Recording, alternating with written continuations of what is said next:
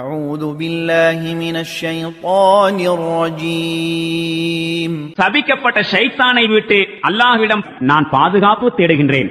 قل إن كان للرحمن ولد فأنا أول العابدين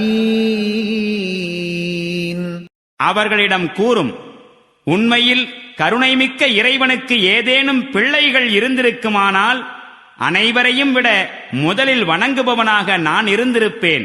سبحان رب السماوات والأرض رب العرش عما يصفون தூய்மையானவன் வானங்கள் மற்றும் பூமியின் அதிபதியும் அரிஷின் உரிமையாளனுமான இறைவன்.